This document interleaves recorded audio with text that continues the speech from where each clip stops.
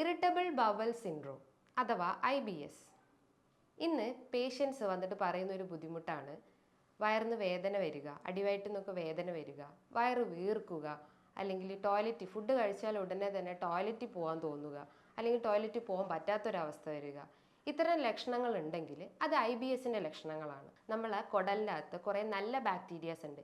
ഈ ബാക്ടീരിയാസിൻ്റെ സഹായത്തോടെയാണ് നമുക്ക് ഡൈജഷൻ കറക്റ്റ് ആക്കുന്നത്. അപ്പോൾ ആ ബാക്ടീരിയാസിൻ്റെ ഗ്രോത്ത് കൂട്ടാൻ നമ്മൾ പ്രോബയോട്ടിക്സ് ഫുഡ് ഐറ്റംസ് ഒക്കെ എടുക്കുക. അതായത് തൈര്, മോര്, ഇത്തരം പ്രോബയോട്ടിക്സ് ഫുഡ് ഐറ്റംസ് എടുത്തു കഴിഞ്ഞാൽ അത്തരം നല്ല ബാക്ടീരിയാസ് കൂടും. ഇത്തരം ഡയറ്ററി പാറ്റേൺസും അല്ലെങ്കിൽ മെഡിറ്റേഷൻസ് അല്ലെങ്കിൽ എക്സസൈസ് ഒക്കെ പ്രോപ്പറായിട്ട് ഫോളോ ചെയ്യാൻ ശ്രമിക്കുക. ഇതൊക്കെ പ്രോപ്പറായിട്ട് ഫോളോ ചെയ്ത് കഴിഞ്ഞാൽ നമുക്ക് ഈ ഒരു IBSനെ തടഞ്ഞു നിർത്താവുന്നതാണ്. ബിക്കോസ് അതൊരു ഗട്ട് അല്ലെങ്കിൽ മൈൻഡ് റിലേറ്റ് ചെയ്തിട്ടുള്ള, പ്രധാനമായിട്ടും മൈൻഡ് റിലേറ്റ് ചെയ്തിട്ടുള്ള അസുഖമാണ് ഞാൻ നേരത്തെ പറഞ്ഞു. അപ്പോൾ ഈ ഒരു മെഡിറ്റേഷൻ അല്ലെങ്കിൽ ഡയറ്റൊക്കെ കൂടുതലായിട്ട് ഫോളോ ചെയ്ത് കഴിഞ്ഞാൽ ഈ ഒരു അസുഖത്തിനെ നമുക്ക് പൂർണ്ണമായിട്ടും മാറ്റിയെടുക്കാൻ പറ്റുന്നതാണ്. ഹായ്, ഞാൻ doctor Juhi Das, QNB health കെയറിലെ ഹോമിയോപ്പത്തിക് ഫിസിഷ്യനാണ്. ഇറിറ്റബിൾ ബവൽ സിൻഡ്രോം അഥവാ IBS. ഇന്ന് പേഷ്യൻസ് വന്നിട്ട് പറയുന്ന ഒരു ബുദ്ധിമുട്ടാണ് വയറിന് വേദന വരിക, അടിവയറ്റിൽ നിന്നൊക്കെ വേദന വരിക, വയറ് വീർക്കുക, അല്ലെങ്കിൽ ഫുഡ് കഴിച്ചാൽ ഉടനെ തന്നെ ടോയ്ലറ്റിൽ പോകാൻ തോന്നുക, അല്ലെങ്കിൽ ടോയ്ലറ്റിൽ പോകാൻ പറ്റാത്തൊരവസ്ഥ വരിക. ഇത്തരം ലക്ഷണങ്ങൾ ഉണ്ടെങ്കിൽ അത് IBSന്റെ ലക്ഷണങ്ങളാണ്. അപ്പോൾ എല്ലാവരും ഇത് നിസ്സാരമായിട്ടാണ് കാണുന്നത്.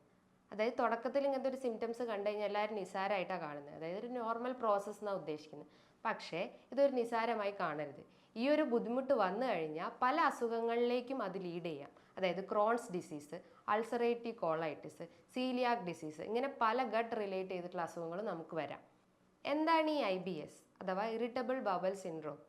ഇതൊരു ഫങ്ഷണൽ ഡിസോർഡറാണ്. അതായത് നമ്മളെ ഗട്ട് റിലേറ്റ് ചെയ്തിട്ടുള്ള ഒരു ഫങ്ഷണൽ ഡിസോർഡറാണ്. നമുക്കറിയാം, നമ്മൾ ഫുഡ് കഴിച്ചു കഴിഞ്ഞിട്ട് അത് അന്നനാളത്തിലെത്തുന്നു, അത് ഡൈജസ്റ്റ് ആവുന്നു, എക്സ്ക്രീറ്റ് ചെയ്യുന്നു, അബ്സോർപ്ഷൻ നടക്കുന്നു, അങ്ങനെ പല പ്രോസസ്സിൽ ഇൻവോൾവ് ആവുന്നു.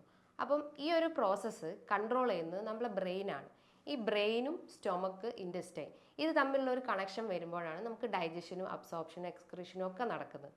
അപ്പോൾ ഈ ഒരു കണക്ഷൻ ഇംപ്രോപ്പർ ആകുമ്പോൾ, അതായത് അതിൽ എന്തെങ്കിലും തകരാറ് വരുമ്പോഴാണ് ഈ ഒരു ഇറിറ്റബിൾ ബവൽ സിൻഡ്രോം അഥവാ IBS ഉണ്ടാവുന്നത്. ആ ഒരു ന്യൂറൽ കോർഡിനേഷൻ അവിടെ നഷ്ടപ്പെടുന്നു, അല്ലെങ്കിൽ അവിടെ എന്തെങ്കിലും ഡാമേജ് വരുമ്പോഴാണ് ഈ ഒരു അസുഖം ഉണ്ടാവുന്നത്. അതായത് ആ ന്യൂറൽ കോർഡിനേഷൻ ആ ഒരു ഡൈജഷനെ ചിലപ്പം ദഹനത്തെ അധികമായേക്കാം. അങ്ങനെയാണ് നമുക്ക് ഡയേറിയ പോലത്തെ അസുഖങ്ങൾ, വയറിളകുന്ന അസുഖം വരുന്നത്. ഇനി ആ ഒരു ഡൈജഷൻ ഇല്ലാത്തൊരവസ്ഥ, അത് പ്രോപ്പറായിട്ട് ദഹനം നടക്കാത്തൊരവസ്ഥയാണെങ്കിൽ കോൺസ്റ്റിപ്പേഷൻ അഥവാ മലബന്ധം പോലത്തെ ബുദ്ധിമുട്ടുകൾ വരുന്നുണ്ട്. ഈ ഒരു IBS എന്നൊരു അസുഖം നിലവിൽ 6 മുതൽ 7 കോടിയോളം വരെ ആളുകളെ ബാധിച്ചിട്ടുണ്ട്. അപ്പോൾ ഈ ഒരു IBS എന്ന് പറഞ്ഞ അസുഖത്തിന് പല കാരണങ്ങളും ഉണ്ടാവും. പ്രധാനമായിട്ടും 2 കാരണങ്ങളാണ് ഇതിൽ ഉൾപ്പെട്ടിട്ടുള്ളത്: മെൻ്റൽ കോസും ഫിസിക്കൽ കോസും. മെൻ്റൽ കോസ് എന്ന് ഉദ്ദേശിക്കുന്നത് നമ്മളെ മൈൻഡ് റിലേറ്റ് ചെയ്തിട്ട്, അതായത് മനസ്സ് റിലേറ്റ് ചെയ്തിട്ട് എന്തെങ്കിലും ബുദ്ധിമുട്ടുണ്ടെങ്കിൽ, അതായത് നമുക്ക് അമിതമായിട്ടുള്ള ടെൻഷൻ, അമിതമായിട്ടുള്ള സ്ട്രെസ്സ്, അങ്ങനെ എന്തെങ്കിലും ബുദ്ധിമുട്ടുണ്ടെങ്കിൽ ഈ ഒരു IBSലേക്ക് ലീഡ് ചെയ്യാനുള്ളൊരു ചാൻസ് ഉണ്ട്.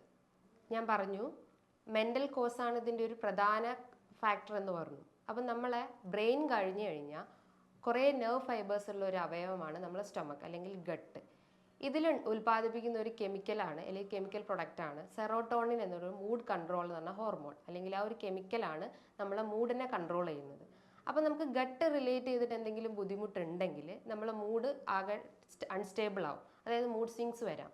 അങ്ങനെയാണ് ഈ ഒരു സ്ട്രെസ് അല്ലെങ്കിൽ ഈ ഒരു കൺഫ്യൂഷൻ വരുന്നതും, അല്ലെങ്കിൽ ആ ഒരു കൺഫ്യൂഷൻ കൊണ്ടാണ്, അല്ലെങ്കിൽ ആ ഒരു സ്ട്രെസ് അല്ലെങ്കിൽ ടെൻഷൻ കൊണ്ടാണ് നമുക്ക് ഈ ഒരു ഡയേറിയ അല്ലെങ്കിൽ കോൺസ്റ്റിപ്പേഷൻ അല്ലെങ്കിൽ മലബന്ധം പോലത്തെ അസുഖങ്ങൾ വരുന്നത്. അപ്പോൾ നമ്മൾ ഈ ഒരു സ്ട്രെസ് അല്ലെങ്കിൽ ആ ഒരു ടെൻഷനെ കഴിവതും കൺട്രോൾ ചെയ്യാൻ നോക്കുക. അങ്ങനെയെങ്കിൽ നമ്മൾ ആ ഒരു ഗട്ടും അല്ലെങ്കിൽ ആ ഒരു മൈൻഡും കറക്റ്റ് കോർഡിനേഷൻ വരുള്ളൂ. നമ്മൾ ഈ ഒരു ഇൻറ്റസ്റ്റൈൻസിന് അല്ലെങ്കിൽ ഈ ഒരു അന്നനാളത്തിന്, ഈ ഒരു കുടലിനൊക്കെ ഒരു നോർമൽ മൂവ്മെൻറ്റ്, ഒരു പെരിസ്റ്റാൽറ്റിക് മൂവ്മെൻറ്റ് ഉണ്ട്. അതായത് നമ്മൾ കഴിച്ച് ആ ഒരു ഫുഡ് ഡൈജസ്റ്റ് ചെയ്യുന്ന ആ ഒരു മൂവ്മെൻറ്റ്സ് ആണ് പെരിസ്റ്റാൽറ്റിക് മൂവ്മെൻറ്റ് എന്ന് പറയുക. അത് ഏകദേശം ഒരു 8 മുതൽ 9 സെക്കൻഡ്സ് വരെയാണ് ആ ഒരു ടൈം പീരീഡ് പറയുന്നത്. അപ്പോൾ ആ ഒരു പെരിസ്റ്റാൽറ്റിക്, ആ ഒരു വേവ് ലൈക്ക് മൂവ്മെൻറ്റ് അധികമാവുമ്പോൾ, ആ ഒരു ഗട്ടിൻ്റെ അകത്ത് ആ ഒരു മൂവ്മെൻറ്റ്സ് അധികമാവുമ്പോഴും അല്ലെങ്കിൽ അത് കുറയുമ്പോഴാണ് നമുക്ക് ഈ ഒരു സിംറ്റംസ് ഒക്കെ ഡെവലപ്പ് ചെയ്യുന്നത്. പ്രധാനമായിട്ടും ഞാൻ സിംറ്റംസ് പറഞ്ഞു, കോൺസ്റ്റിപ്പേഷൻ അല്ലെങ്കിൽ ഡയേറിയ പോലത്തെ സിംറ്റംസ് ഉണ്ടാവാം.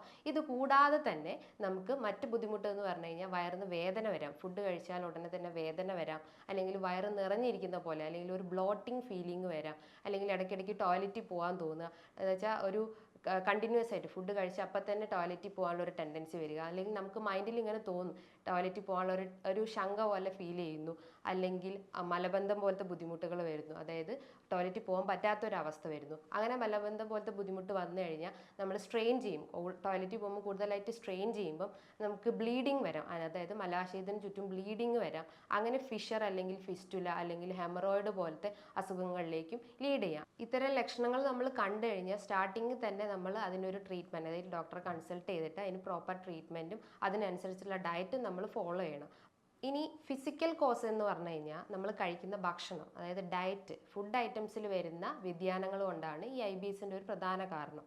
ഡയറ്റ് എന്ന് ഉദ്ദേശിക്കുന്നത് പ്രോസസ്ഡ് ഫുഡ് അല്ലെങ്കിൽ junk food, spicy food items ഒക്കെ കൂടുതലായിട്ടും എടുക്കുക, അതായത് പിസ്സ, ബർഗർ, കൂൾ ഡ്രിങ്ക്സ്, അതായത് കൊക്കക്കോള, പെപ്സി, 7up, ഇത്തരം കൂൾ ഡ്രിങ്ക്സും അല്ലെങ്കിൽ ഇത്തരം ജങ്ക് ഫുഡൊക്കെ കൂടുതലായിട്ട് നമ്മൾ എടുക്കുകയാണെങ്കിൽ IBS വരാനുള്ള ഒരു ചാൻസ് ഉണ്ട്.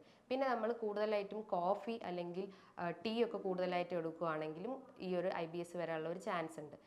അതേപോലെ തന്നെ നമ്മൾ ഗ്ലൂട്ടൻ റിച്ച് ആയിട്ടുള്ള ഫുഡ് ഐറ്റംസ്, അതായത് ആട്ട, മൈദ, റവ, ഇതൊക്കെ ഗ്ലൂട്ടൻ റിച്ച് ആയിട്ടുള്ള, അതായത് ഗ്ലൂട്ടൻ എന്ന് പറഞ്ഞു കഴിഞ്ഞാൽ ഒരു പ്രോട്ടീനാണ്. അപ്പോൾ ഇത്തരം പ്രോട്ടീൻ റിച്ച് ആയിട്ടുള്ള ഫുഡ് ഐറ്റംസ് എടുക്കുകയാണെങ്കിലും IBS വരാനുള്ള ഒരു ടെൻഡൻസി ഉണ്ട്. അതേപോലെ നമ്മൾ എന്തെങ്കിലും മെഡിക്കേഷൻ, നമ്മൾ പ്രഷറിനോ അല്ലെങ്കിൽ BP-ക്കോ ഒക്കെ എന്തെങ്കിലും മെഡിക്കേഷൻസ് എടുക്കുകയാണെങ്കിലും IBS വരാനുള്ള ഒരു ചാൻസ് ഉണ്ട്. നമ്മൾ പ്രോപ്പർ എക്സസൈസ് അല്ലെങ്കിൽ വർക്കൗട്ട് ഒന്നും ബോഡിക്ക് കൊടുത്തില്ലെങ്കിലും അങ്ങനെ ഇത് ലീഡ് ചെയ്യാനുള്ള ഒരു ചാൻസ് ഉണ്ട്. ഇനി ഇത് കൂടാതെ തന്നെ നമ്മൾ എന്തെങ്കിലും ആൽക്കഹോൾ അല്ലെങ്കിൽ സ്മോക്കിംഗ് ഒക്കെ ചെയ്യുവാണെങ്കിലും IBS വരാനുള്ള ഒരു ചാൻസ് ഉണ്ട്. ഞാൻ നേരത്തെ പറഞ്ഞു, ഈ ഒരു IBS വന്നു കഴിഞ്ഞാൽ അതായത് നമ്മൾ പ്രോപ്പർ ട്രീറ്റ്മെൻറ്റ് എടുത്തിട്ടില്ലെങ്കിൽ, നിസ്സാരമായി കണ്ടു കഴിഞ്ഞാൽ പല അസുഖങ്ങളിലേക്കും അത് ലീഡ് ചെയ്യാം. പ്രധാനമായിട്ടും Crohn's disease, ulcerative colitis, coeliac disease, SIBO, അതായത് small intestine bacterial over growth, അങ്ങനെ പല അസുഖങ്ങളിലേക്കും ലീഡ് ചെയ്യാം. Small intestine bacterial over growth എന്ന് പറഞ്ഞു കഴിഞ്ഞാൽ നമ്മളെ കുടലിൻ്റെ അകത്ത് കുറേ നല്ല ബാക്ടീരിയാസ് ഉണ്ട്. ഈ ബാക്ടീരിയാസിൻ്റെ സഹായത്തോടെയാണ് നമുക്ക് ഡൈജഷൻ കറക്റ്റ് ആക്കുന്നത്. അപ്പോൾ ആ ബാക്ടീരിയാസിൻ്റെ ഗ്രോത്ത് കൂട്ടാൻ നമ്മൾ പ്രോബയോട്ടിക്സ് ഫുഡ് ഐറ്റംസ് ഒക്കെ എടുക്കുക, അതായത് തൈര്, മോര്, ഇത്തരം പ്രോബയോട്ടിക്സ് ഫുഡ് ഐറ്റംസ് എടുത്തു കഴിഞ്ഞാൽ അത്തരം നല്ല ബാക്ടീരിയാസ് കൂടും. അപ്പോൾ അതിന് പകരം നമ്മൾ പ്രോസസ്ഡ് ഫുഡ് അല്ലെങ്കിൽ ജങ്ക് ഫുഡൊക്കെ എടുത്തു കഴിഞ്ഞാൽ ചീത്ത ബാക്ടീരിയസ് ആണ് കൂടി വരുന്നത്. അങ്ങനെ ആ ഒരു ഘട്ടിൽ നല്ല ബാക്ടീരിയാസിന് പകരം ചീത്ത ബാക്ടീരിയാസ് ഓവർ ഗ്രോത്ത് ആയിട്ട് വരും. അങ്ങനെയാണ് ഇൻറ്റസ്റ്റൈനിൽ സ്മോൾ ഇൻറ്റസ്റ്റൈൻ ഓവർ ഗ്രോത്ത് എന്ന് പറഞ്ഞിട്ടുള്ള ആ ഒരു ബാക്ടീരിയൽ ഗ്രോത്ത് ഉണ്ടാവുന്നത്. അപ്പം ആ ഒരു IBS ഉണ്ടെങ്കിൽ ഈ ഒരു സിബോ എന്ന് പറഞ്ഞ കണ്ടീഷനിലേക്കും ലീഡ് ചെയ്യും. പിന്നെ മറ്റ് അസുഖങ്ങൾ ഞാൻ പറഞ്ഞു, അൾസറേറ്റീവ് കോളൈറ്റിസും ക്രോൺസ് ഡിസീസും. ഇതെന്ന് പറഞ്ഞു കഴിഞ്ഞാൽ കുടലിനുണ്ടാവുന്ന ഒരു നീർക്കെട്ടാണ്, അല്ലെങ്കിൽ ഒരു ഇൻഫ്ലമേഷനാണ്. അതുമൂലം നമുക്ക് നെഞ്ചരിച്ചിൽ അല്ലെങ്കിൽ വയറിൽ പുകച്ചിൽ പോലെ തോന്നുക, ഇടയ്ക്കിടയ്ക്ക് ടോയ്ലറ്റിൽ പോകാൻ തോന്നുക, വയറിന് വേദന വരിക, അല്ലെങ്കിൽ വയറ് വീർക്കുക, വെയിറ്റ് കുറയുക, അമിതമായിട്ടുള്ള ക്ഷീണം, ഇത്തരം ലക്ഷണങ്ങൾ ഉണ്ടെങ്കിൽ ഈ ഒരു ഇൻഫ്ലമേറ്ററി ഡിസീസ്, അതായത് സീലിയാക് ഡിസീസ്, ക്രോൺസ് ഡിസീസ് പോലത്തെ അസുഖങ്ങളുണ്ടെന്ന് മനസ്സിലാക്കാം. ഇതോടൊപ്പം തന്നെ വരുന്ന ഒരു അസുഖമാണ് സീലിയാക് ഡിസീസ്. സീലിയാക് ഡിസീസ് എന്ന് പറഞ്ഞാൽ ഗ്ലൂട്ടൻ അലർജിക് ആയിട്ടുള്ള ഒരു അസുഖമാണ് സീലിയാക്. അതായത് ആട്ട, മൈദ, റവ പോലത്തെ ഗ്ലൂട്ടൻ റിച്ച് ഫുഡ് ഐറ്റംസ് നമ്മൾ അധികമായിട്ട് എടുക്കുകയാണെങ്കിൽ ഈ പറഞ്ഞിട്ടുള്ള സിംറ്റംസ് ഒക്കെ കാണിക്കുന്നതാണ്. ഈ ഒരു IBSൻ്റെ പ്രധാന ലക്ഷണങ്ങൾ ഞാൻ നേരത്തെ പറഞ്ഞു, എന്നാൽ ഒന്നും കൂടി സൂചിപ്പിക്കുകയാണ്.